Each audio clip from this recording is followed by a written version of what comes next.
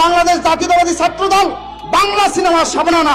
বৈষম্য বিরোধী ছাত্র আন্দোলনের ব্যানারকে কলুষিত করছে কারা? বৈষম্য বিরোধী ছাত্র আন্দোলন বলবে না, আপনারা বৈষম্য মুখী ছাত্র আন্দোলন।